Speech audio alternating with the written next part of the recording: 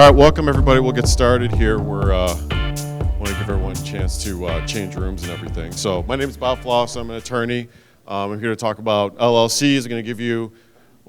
Normally when I do these kind of talks, I give a legal update. I talk about recent case law changes. There hasn't really been a lot of exciting case law changes in the realm of LLCs or anything like that. So we're going to talk a little bit about a legislative update because I've been following pretty closely. There's been a lot of stuff going on in Springfield. If you're interested in what's going on in Chicago, I'm going to do a breakout session about that later, about what the new mayor has been doing as far as the changes in the city of Chicago, but I'll talk a little bit about what's going on in Springfield right now. But primarily, we're here to talk about LLCs. I'm going to give everyone a chance to ask questions. Hopefully, I'll answer most of those questions before we get there, but if you have any questions, I'll give everyone a chance. We'll take a moment so everyone can, if there's anything I missed for you guys. So. I'm an attorney. I've been doing this for a while now. I spend a lot of time working with investors, putting deals together, finding ways to, when you come to the table with a private investor, structuring that deal. Typically, that involves either doing a combination of doing a private mortgage, doing a JV agreement, or a lot of times we do an LLC. And that's what we're going to talk about today, putting those LLCs together. I like doing LLCs a lot. The JV works a lot of times. I kind of prefer the LLC as long as we don't run into any security issues because the LLC operating agreement really hammers home all the details of what the agreement is between you and your partners, the investors that you're bringing in.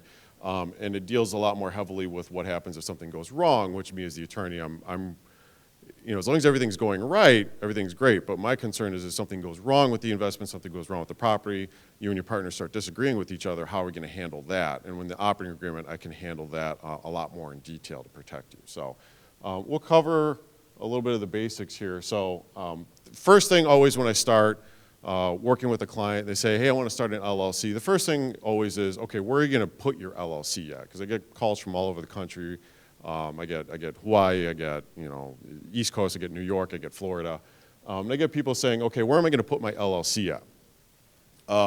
You need to think about where your venue is. So your venue comes down to two things. When we're talking about venue, that's a legal term. Venue is when you need to sue someone. If you're not in the correct venue, your lawsuit can get thrown out. And that means that the court has to have some sort of way that they're involved with this. So either you need to live in that venue or the property needs to be in that venue or one of the partners needs to be in that venue. So if you have a California person doing a deal with someone that lives in Minnesota and the property's in Pennsylvania and you for some reason want to incorporate in Illinois, if you have to sue someone, you go to Illinois court, they're going to say, that's great that you incorporated here. We have nothing to do with this. So go find someplace else, go waste their time. Go do it in California or Pennsylvania or wherever. We have no venue here, and you're going to get tossed out. So you need to have some kind of venue. You got to pick either where one of you is residing or where the property's at.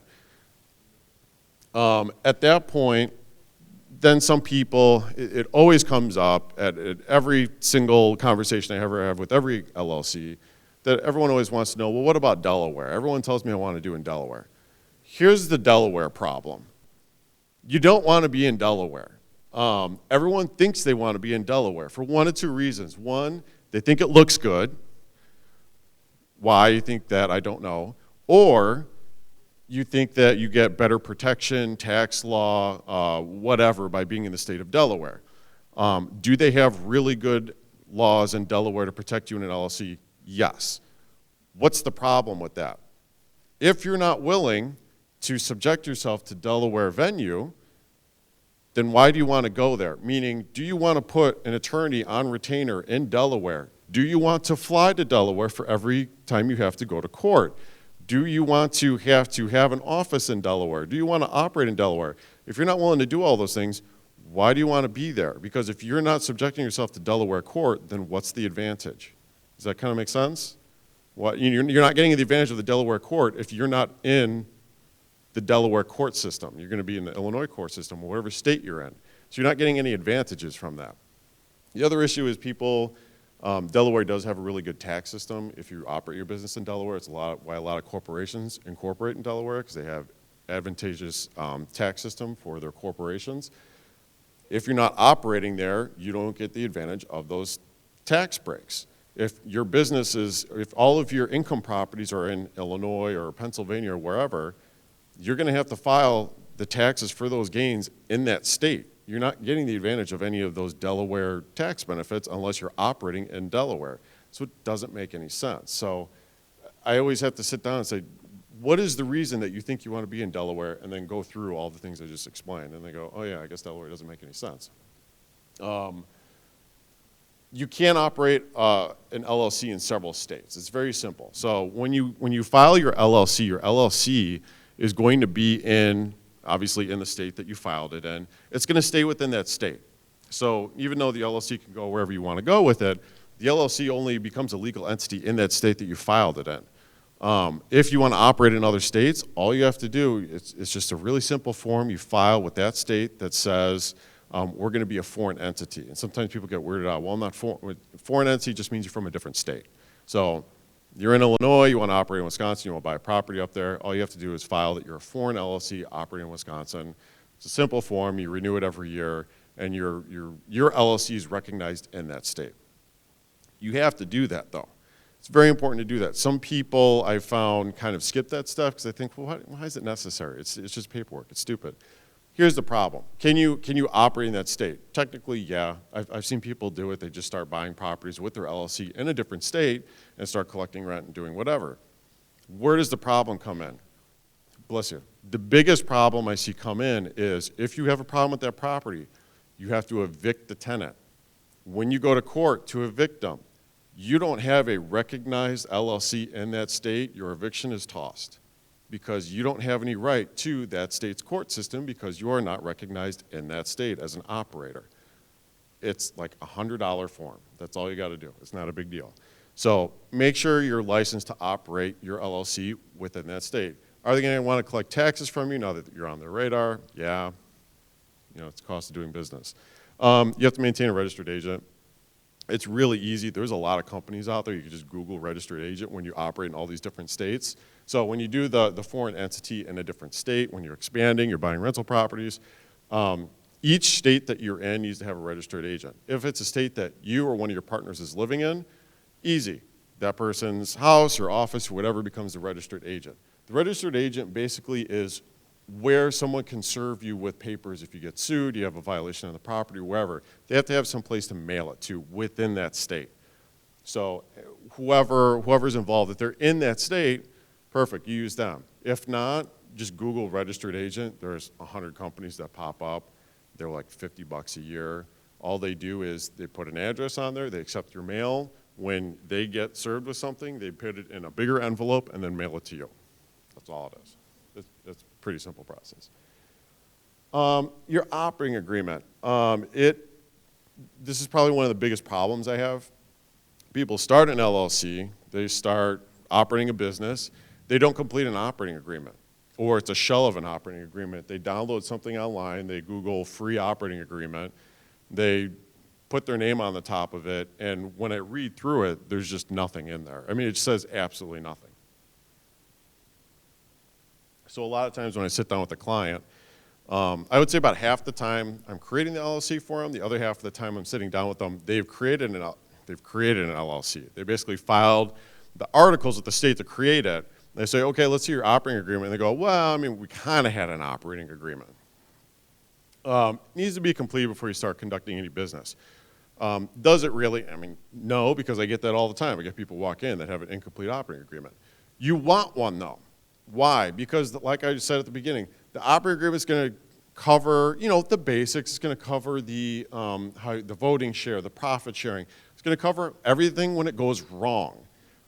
The time to negotiate what's going to happen when something goes wrong is not while it's going wrong. You want to do that ahead of time when everyone has a clear head and go, okay, if this happens, then you're responsible for it. If this happens, you're responsible for it. Here's what the profit sharing is going to be. The time to discuss when the profit sharing, you know, how the cut is going to be with the profit sharing is not when the check is on the table because everyone wants all of it. You need to do it when there's no money on the line and then everyone has a clear head and it goes a lot better. So sit down, figure out, and your voting share does not, I have to tell people this all the time, your voting share doesn't have to match the profit sharing. Someone can have 60% voting and only take 20% profits. We do that all the time. You could be the managing person that's making the decisions, that's signing the contracts, that's signing for the company at closing, but you could have a minority in terms of the profit sharing. I mean, we do that all the time. Someone can have a limited voting amount in the LLC, but be more of the money person involved. I mean, that's, you can, those two don't have to match up entirely. You're going to need the operating agreement whenever you do any kind of closing. So when I go to the title company, I'm sitting there, I'm at your closing, whether you're buying or selling, either side, the title company, in order to issue the title clearance, is going to need your complete operating agreement because they have to know who has the authority to sign on behalf of that LLC. You can't just show up and say, oh yeah, it's me, and sign everything. They don't know. They don't know who you are. They don't know how many members there are. They don't know. Maybe there's 3 members and you're signing and the other 2 people don't even know that you're buying this property or we're selling the property. So you need to have all of that figured out when you walk into the title company.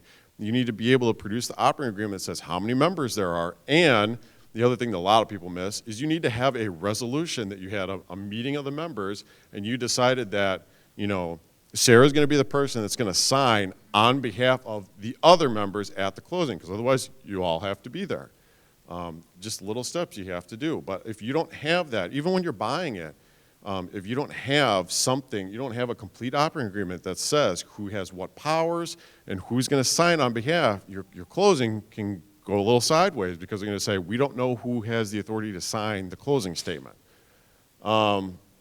It can expose your company and the individual members to liability. So if you don't have a complete operating agreement, we'll get into this a little bit more, you haven't completed the setup, it can expose you to liability, both your company and the members individually, because then the members can get sued personally and you lose sort of that corporate protection because you haven't completed the process of setting up that company.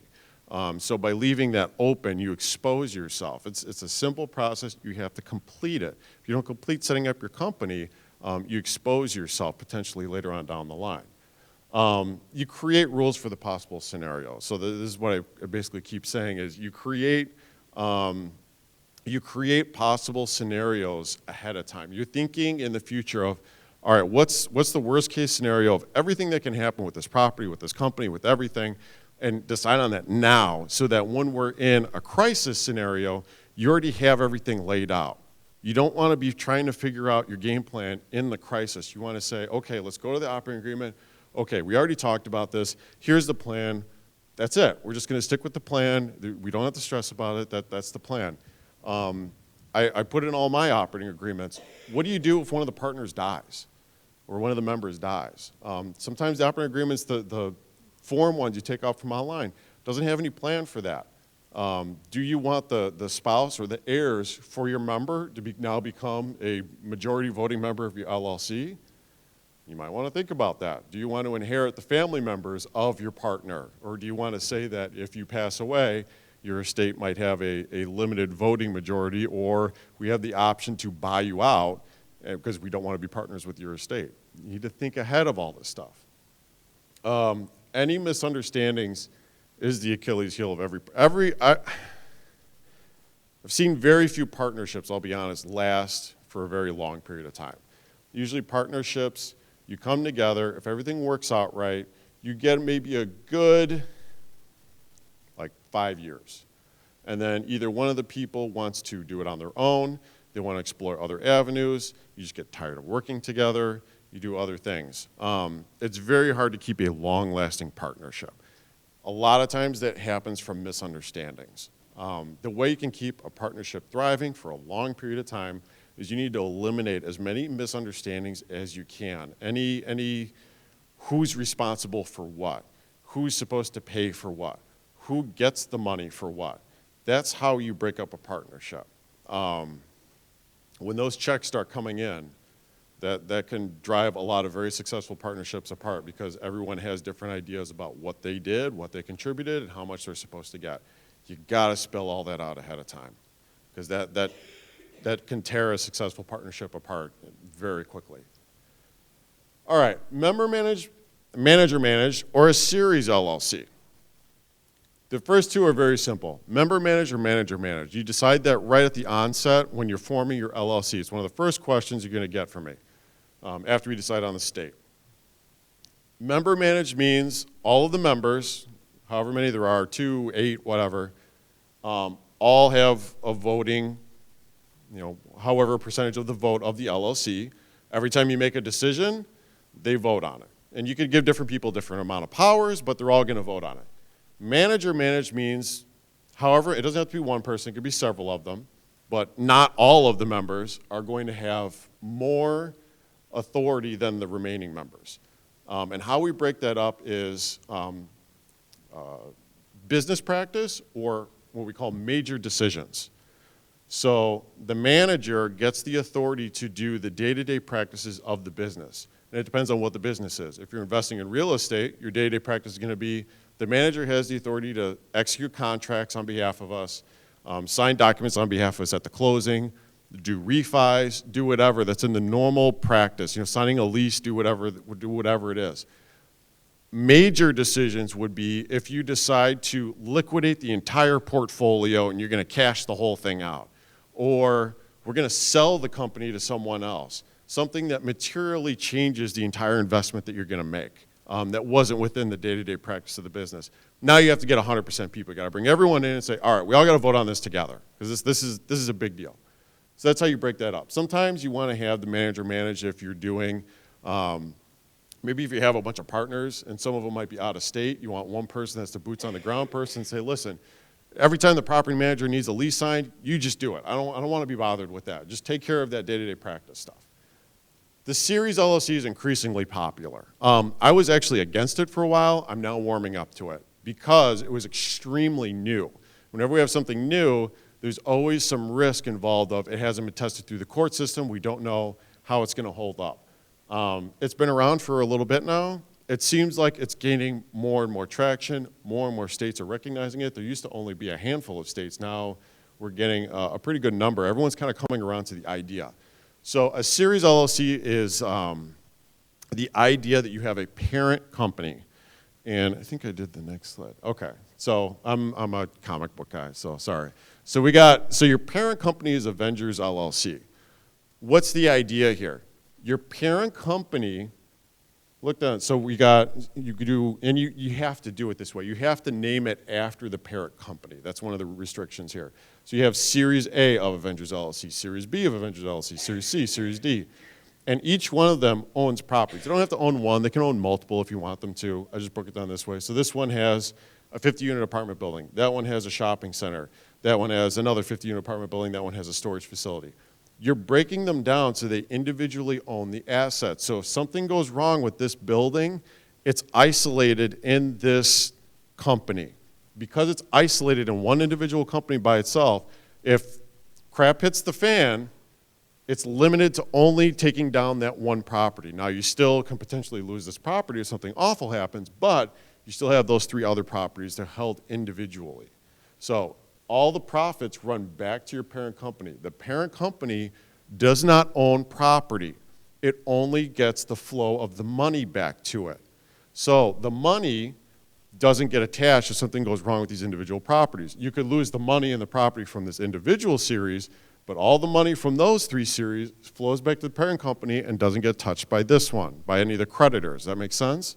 So you're isolating your assets out to limit your liability, to do more protection. That's how we set up a series LLC. Depending on what state you're in, they have different restrictions for how you do both the structuring and the taxes for these. Yes?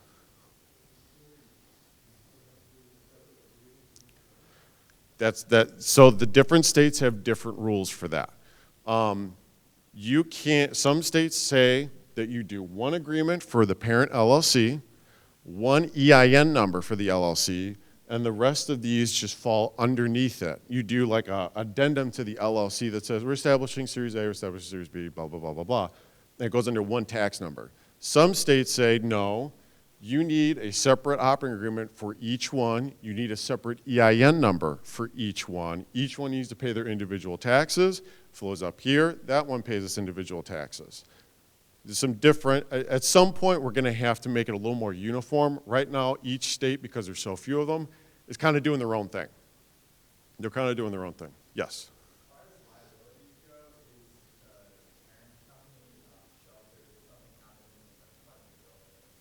Yes, and that's the idea. That's the idea. So if there's a, yes. So building owned by Series A has this catastrophic fire. You have potential litigation from the building burning down. Maybe there was some faulty wiring. Now you have getting sued because people died in your building. You have a lot of things going wrong in this property. Shit's hitting the fan. All they can do is sue Series A. All they can do is take whatever insurance money, whatever's in Series A. They can't get at any of the money in Avengers LLC. Does that make sense? You're completely isolating it here. Now, you could lose everything in this LLC. You can still lose the building, you can lose your money, you can lose everything. But you're only going to lose this. Those 3 buildings are still isolated.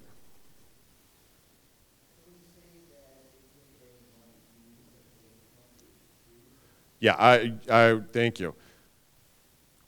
Number one, you need to, every time you have an LLC, you need a separate bank account for that LLC. You absolutely need. I see people all the time that try to commingle. You have to. I know it's a pain in the butt going to the bank and setting up these corporate accounts. Believe me, I know.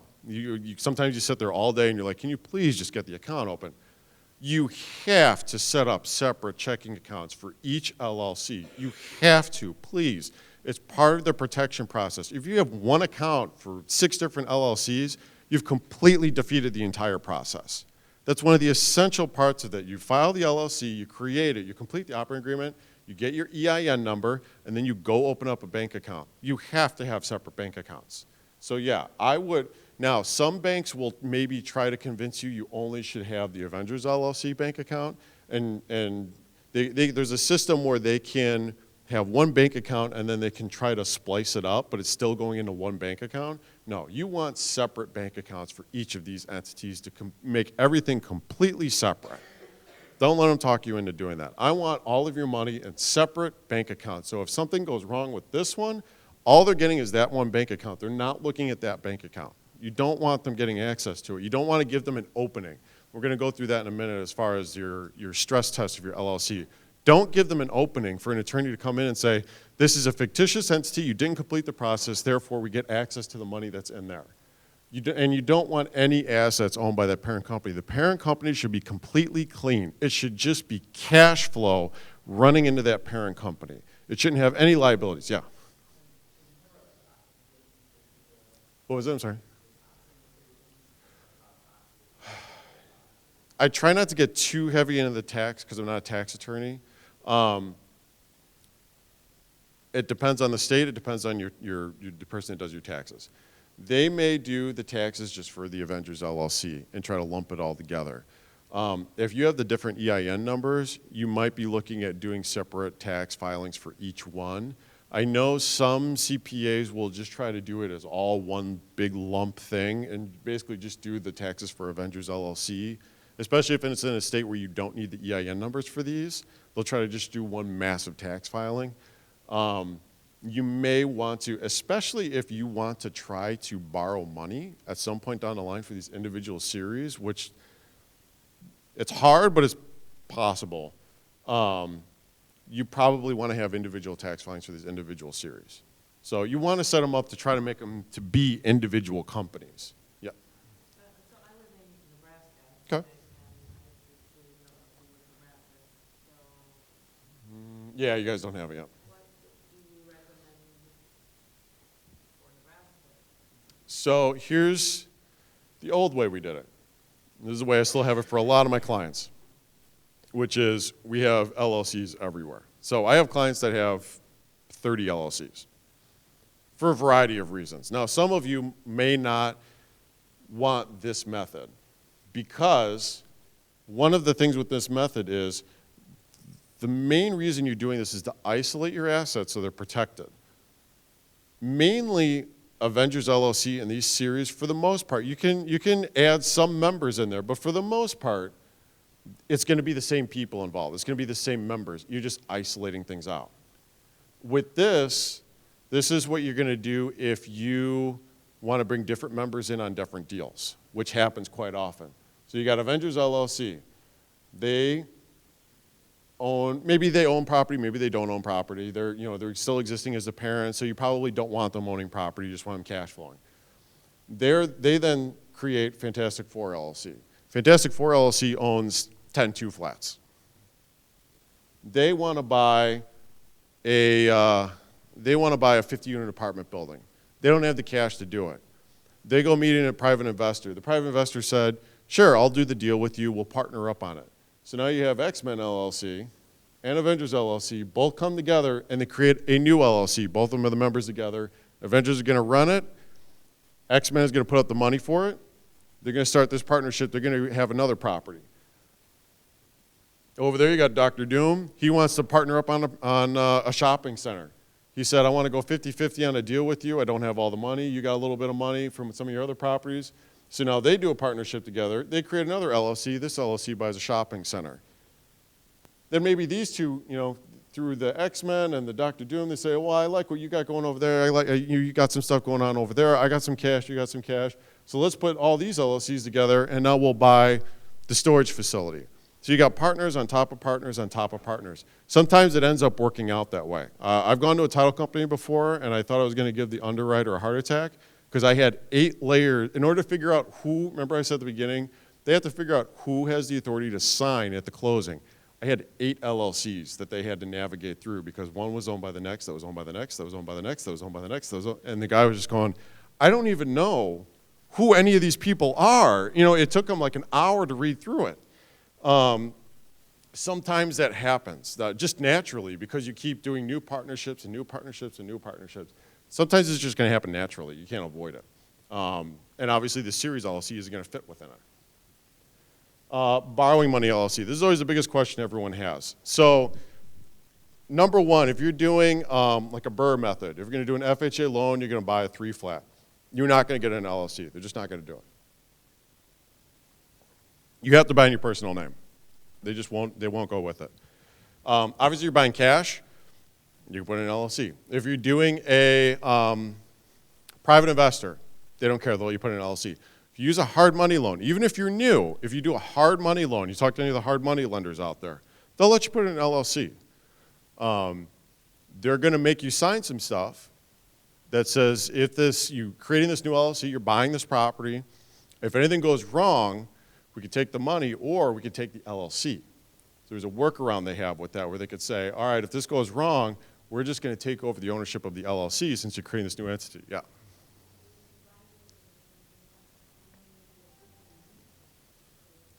I'm sorry, was it? Yeah, everyone always wants to know about that. So what she's asking is if you buy it and then after you transfer it in an LLC. In the mortgage it says you can't do that. I'm not telling you that people don't do it. I don't do it right after the closing. I wouldn't recommend it. I would give a little cooling off period and maybe just casually do it later on down the line. I wouldn't like do it right after the closing. People do it all the time. Just don't default on your mortgage so they don't find out, but yeah, unfortunately it happens. If you're doing any kind of conventional lending, they're not going to let you do it. It takes a while. It takes a while to get to that point where you can start operating everything in your LLC. You have to kind of big borrow and steal to get your LLC to the point where you have some assets in there. Once you have assets in there, then they're going to let you borrow on it. So it's sort of like you have to get yourself up there by, you know, borrow money from your family, your friends, whatever you got to do. You got to get to that point where you have some kind of equity where they're willing to lend on your LLC. Obviously, you're going to need cash on hand for a down payment. They love cash flow. If you want to get an equity line of credit, they love cash flow. If you have assets, you can get approved for a mortgage to buy property. If you have really good cash flow, they love to give you equity line of credit, which means you could just pull on that money at any time. So if you build up a good rental income, you can go to them and say, listen, why don't you just open up a line of credit? I can just take that money whenever I want. You just go buy, you know, something at auction, and then as soon as you buy it at auction, then you turn around and try to refi and try to pull some of your money back out of it. That's kind of recycling your money around a little bit and then put it back in the line of credit as soon as you can. There's also a workaround called the single purpose entity, or as some people call it, SPE. Single purpose asset is the easiest way to remember it. It's kind of what I'm talking about, but it's a very specific loan. I've seen people do it for as low as $100,000. Those are very difficult to get. Typically, it's for very high end. So you're talking about like $1 million, $2 million property. You can do a deal where they'll give you a loan for a building, but it's a very specific type of LLC where typically when we file an LLC, we say you can do whatever you want with it. You can operate a business. It's very vague, blah, blah, blah.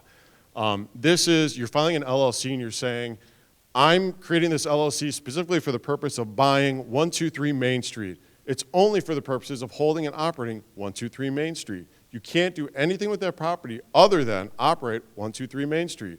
The lender is going to make you put in the operating agreement that you cannot refi, sell, do anything with the property without telling them first and getting their authorization first.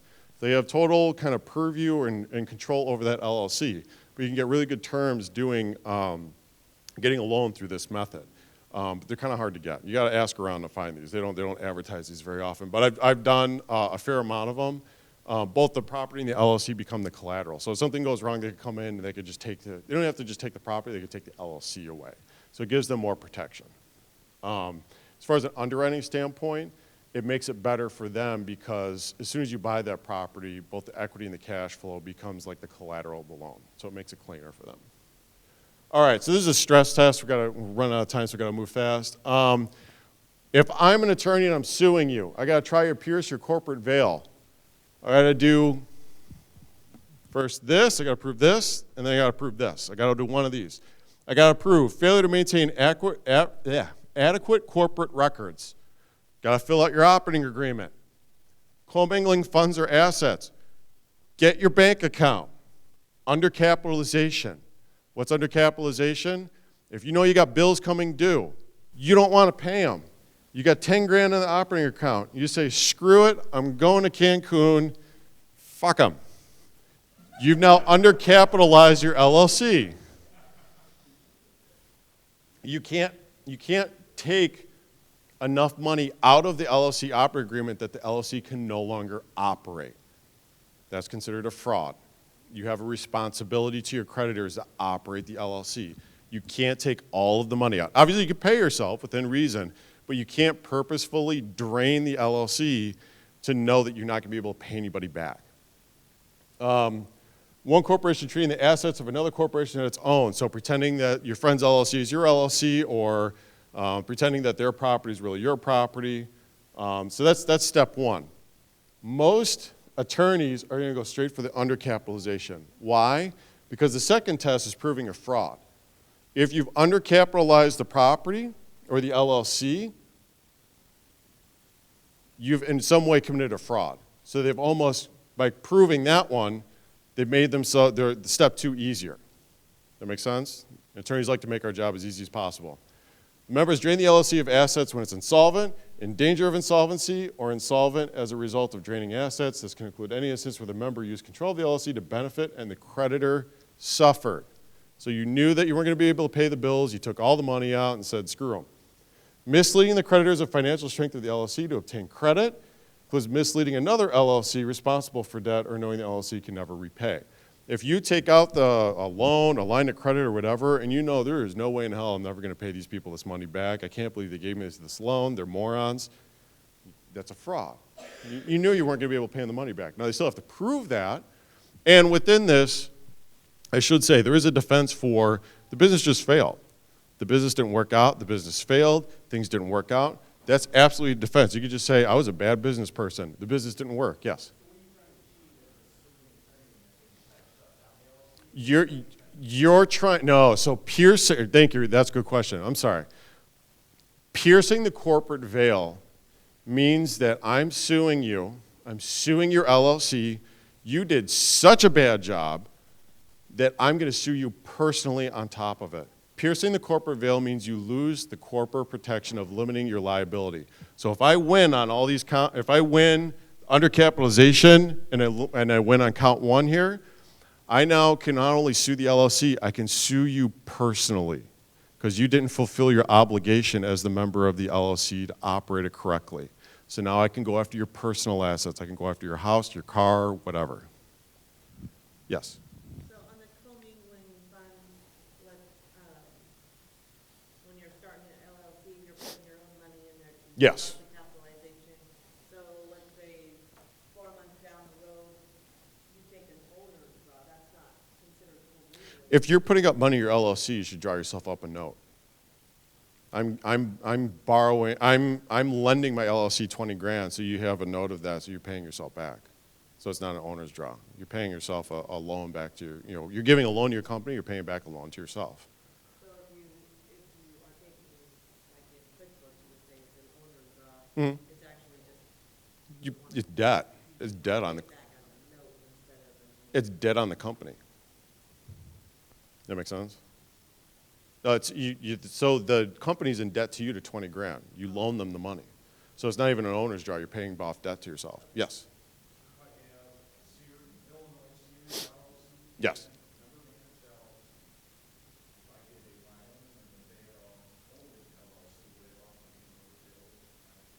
Say it again, I'm sorry. So you have an owner, you have a series, and you have a member managed LLC.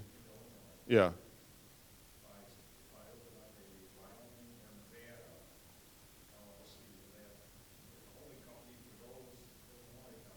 Mm-hmm. Not if you don't complete the process. So it's not about creating another layer. This is about completing the process of setting up your LLC and operating it correctly. It has nothing to do with creating. If you create 4 bad LLCs, you're just making the attorney's job harder to prove the case, but you're still going to win. Now, I will say it's hard to win these cases.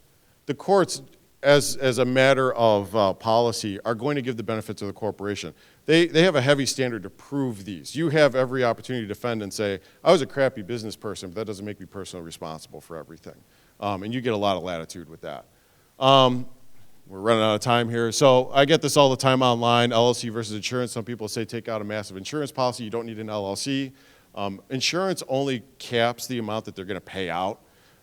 If something really bad happens with the property and there's an insurance payout, if you max out your insurance policy, they're coming after you personally on top of that. And there's a lot of games that get played with insurance defense. So if you don't think you're going to somehow get thrown under the bus where you could become personally responsible, be careful with that, because there's some dirty games that get played with insurance litigation.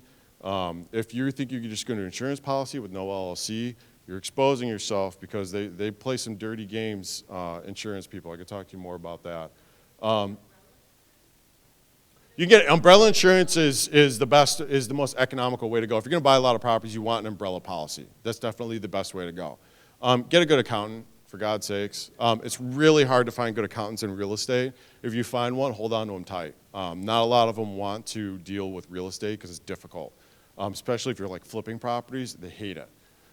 It's a lot of paperwork for them.